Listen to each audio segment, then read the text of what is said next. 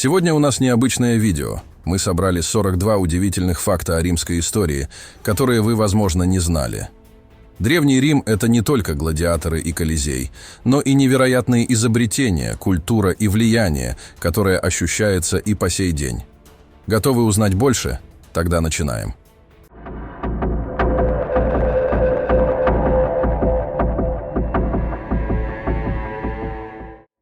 Древний Рим является одной из ключевых цивилизаций в историческом наследии человечества. Его основание датируется 753 годом до нашей эры, а существование прекратилось в 476 году нашей эры, пройдя через разнообразные стадии управления, от монархии и республики до формирования империи.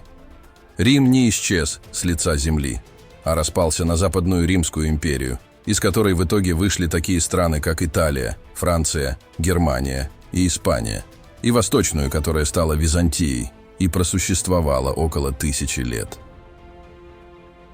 Латинский язык, служивший основой древнеримской цивилизации, послужил источником для развития романских языков, таких как итальянский, испанский, французский, португальский и румынский, и продолжает находить применение в научной сфере, медицине и юриспруденции. Древний Рим отличался развитой инфраструктурой, к которой относились дороги, мосты, акведуки, театры и амфитеатры. Среди наиболее знаковых современных достопримечательностей выделяются Колизей и Пантеон. В Древнем Риме происходило активное развитие юриспруденции. Законодательство, основанное на идеях равноправия и справедливости, заложило фундамент для правовых систем множества государств современности.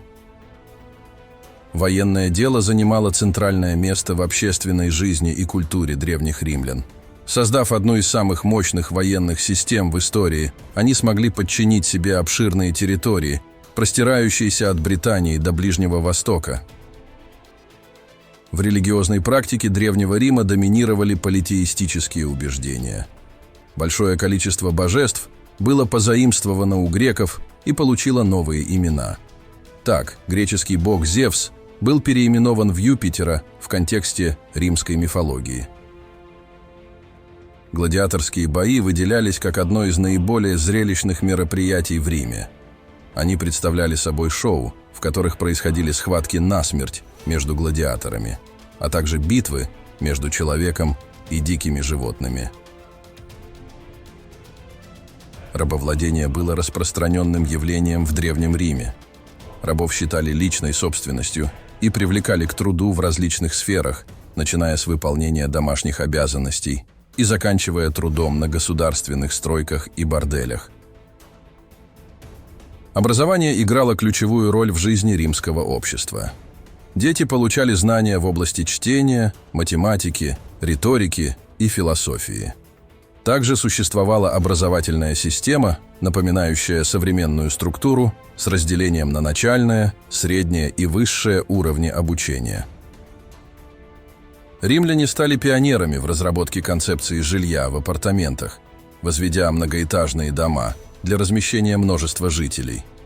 Это было особенно важно для решения проблемы перенаселенности Рима. Эти дома назывались инсулы. Они появились приблизительно в III веке до нашей эры. Верхние этажи инсул занимали в основном бедняки. Более зажиточные слои населения снимали более комфортабельные квартиры на первых этажах. Прежде чем мы продолжим, хотел бы на мгновение остановиться и поблагодарить вас за то, что вы с нами. Если вам нравится контент, который мы сегодня обсуждаем, пожалуйста, поддержите нас лайком прямо сейчас. Это поможет видео попасть к большему количеству людей, которым может быть интересна эта тема. И не забудьте написать в комментариях ваше мнение или вопросы по обсуждаемой теме. Мне действительно интересно узнать, что вы думаете. Теперь давайте продолжим и углубимся в следующий аспект нашей темы. Так же, как и греки, римляне проявили себя выдающимися архитекторами и инженерами. Они оставили значительный след в развитии архитектурных конструкций, включая арки и своды, и стали пионерами в использовании бетона. Римляне славились своей страстью к вину, которая занимала центральное место на их столах. Они почитали бога вина Бахуса и отмечали его честь праздником, известным как Бакханалии. Монетная система Древнего Рима относится к числу первых и наиболее продвинутых в мире. Монеты служили не только обменным средством, но и инструментом для распространения информации о достижениях императоров. Культура посещения бань была интересной чертой римского общества. Термы служили не только для купания и отдыха, но и выполняли роль социальных центров, где люди собирались для общения. На вершине своего могущества Римская империя была домом для приблизительно 50-60 миллионов человек, что ставит ее в ряд самых населенных империй в истории. Древний Рим имел решающее значение в распространении христианства. В Риме не только активно распространялись учения этой новой религии, но и была основана первая христианская церковь. Искусство являлось неотъемлемой частью римской культуры, охватывая литературу, скульптуру, живопись и театр. Достижения и идеи древних римлян продолжают оказывать влияние на современное искусство. Древний Рим оказал значительное влияние и на развитие медицины, применяя разнообразные хирургические методики и создав систему общественного здравоохранения. Юлий Цезарь является одной из самых знаковых личностей Древнего Рима. Как военный лидер и политический деятель, его правление ознаменовало окончание Римской республики и зарождение Римской империи. Падение Западной Римской империи традиционно рассматривается как завершение эпохи Древнего Рима и начало Средневековья в Европе. Этот переходный период продолжает привлекать внимание историков, оставаясь предметом активных исследований, обсуждений и домыслов. Древний Рим отличался наличием многочисленных библиотек, большая часть из которых была доступна для широкой публики и выполняла важную роль в системе образования. Римляне стали пионерами в вопросах водоснабжения и канализации, внедряя новые методы и технологии. Их инженерные решения вызывают удивление и восхищение и по сей день. В Древнем Риме развлечения были многообразными и включали не только гладиаторские бои, но и театральные представления, гонки на колесницах, посещение публичных бань. К этому списку также стоит добавить музыкальные и поэтические вечера, борьбу, а также кубические игры, предшественник современных игральных костей, и настольные игры, которые также пользовались большой популярностью среди всех слоев населения. Кулинария Древнего Рима отличалась большим разнообразием. В ее основе лежали овощи, фрукты, различные виды зерна, мяса и морепродукты. Особой популярностью пользовался гарум, особый соус из ферментированной рыбы, который использовался в качестве приправы к многим блюдам. Римская система управления была основана на принципе разделения властей, представляя собой раннюю форму баланса между различными государственными институтами. Эта концепция предусматривала деление ответственности между исполнительной, законодательной и судебной ветвями власти, что позволяло предотвратить концентрацию власти в руках одного лица или группы, что, однако, не помогло во времена правления Суллы или позже Юлия Цезаря. Такая структура легла в основу политических систем многих современных демократий, демонстрируя долгосрочное влияние римского государственного устройства на развитие мировой политической мысли. Кроме мощной военной силы, римляне активно применяли дипломатию и заключение политических браков в качестве стратегических инструментов для расширения своей империи. Эти методы позволяли устанавливать и укреплять союзы, а также интегрировать другие народы и культуры, способствуя укреплению влияния Рима на обширных территориях. Римский календарь, введенный Юлием Цезарем в 46 году до нашей эры, стал предшественником Григорианского календаря, который используется сегодня. Этот календарь внес значительные улучшения в систему исчисления времени, стремясь сделать ее более точной в соответствии с солнечным годом. Множество римских традиций и праздников сохраняют свое значение и в современном мире. Традиция отмечать Новый год 1 января берет свое начало еще с римских времен. показывая долговечное влияние древнеримской культуры на современные обычаи и празднования. Энеида Вергилия – эпическая поэма, рассказывающая о приключениях Энея после разрушения Трои и его значении в создании Рима, является одним из наиболее знаменитых произведений древнеримской литературы. В Древнем Риме был распространен культ предков, согласно которому римляне считали, что души усопших предков продолжают присутствовать в их домах и оказывают влияние на жизнь живущих. В те далекие времена женщины обладали большим количеством прав и возможностей по сравнению с женщинами из многих других древних культур.